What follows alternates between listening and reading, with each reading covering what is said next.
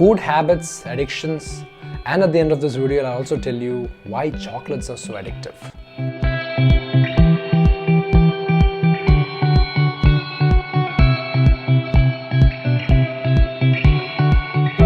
Hi guys, Cherian Kappen here, founder of Ytalife, and today let's take a closer look at why we have habits and tendencies to eat certain foods over and over again. Also, I'll discuss about why chocolates seem to be quite addictive. Now, first of all, although there is a definition for addiction and addictive behavior, it is in a sense a broad term. Now, can food be addictive? Well, if you compare it to certain drugs like cocaine and crack and heroin and stuff, well, those would be extremes. So it's quite subjective when we define addiction. We can't really say a certain thing is addictive and certain things are not, because you would see how certain people might be occasional alcohol drinkers. Maybe they might drink once in a while and they might not really be addictive to it. But then there are also people who would drink a lot of alcohol. I'm talking about alcoholics, and you could actually say they're addicted to alcohol, right? So it depends on the person, it's quite subjective. Now that being said, let's get to food. High concentrations of sugar, fats, caffeine, and stuff like that in foods are generally quite addictive. Now this all comes back to the entire system of how dopamine is released in our brain and how this reinforces certain behaviors in your mind and in your body. As I've talked about in other videos, when you get a lot of calories in one serving or one sitting or in one bite, this triggers your brain to release a large surge of dopamine, which reinforces your behavior or your habit of wanting this food, going out and seeking these foods, and ultimately consuming these foods.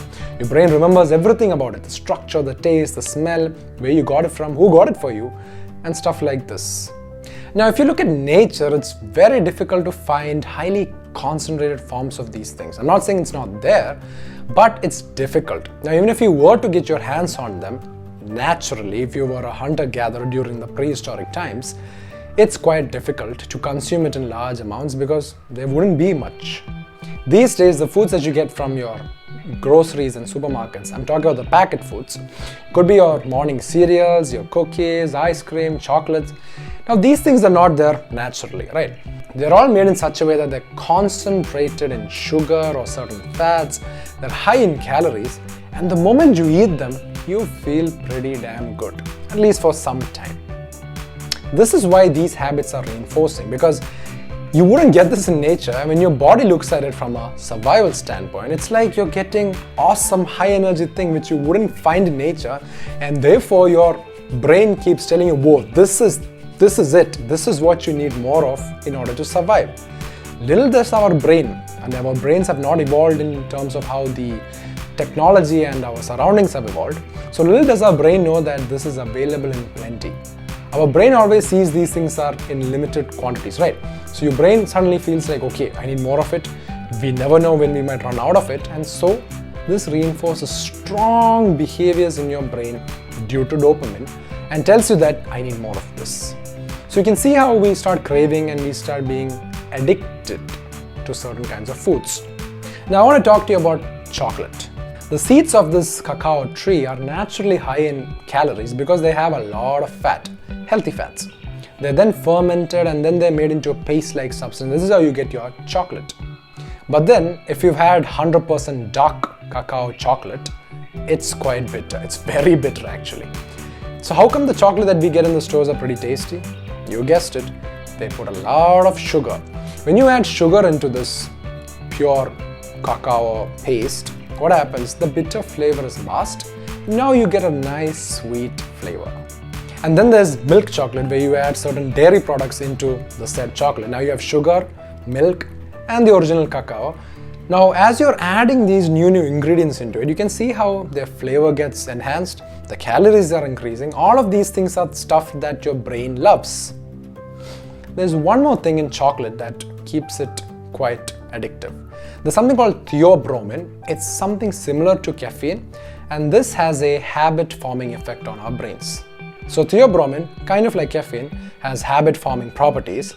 Combined with sugar, which is highly addictive as it is, then you have a lot of calories from your dairy-based products into the chocolate, and the chocolate itself, which is cacao, from its pure nature, has a lot of fat and calories. This combination that you get in the store, your packet chocolate, is super high in calories, is very sweet, and has theobromine. No wonder why it's quite addictive. I used to love chocolates, I still do. But now, whenever I have it, I choose to have the darker chocolates. I'm not saying I go for the 100% one, that's too bitter, maybe the 90%. But I try to avoid milk chocolate as much as possible. And even when I have it, I practice my conscious self-control and I have it in moderation. So now you see why we crave chocolates, and especially kids. Smaller children are more susceptible to this because generally they are unaware about these things, about the side effects and the negative drawbacks. And their brains are more plastic, which means they can easily fall into the trap of being addicted to certain kinds of foods. Now you know why you crave a lot of chocolates. As always, stay informed, stay aware so that you can stay healthy in a sustainable manner. I'll see you guys in the next video.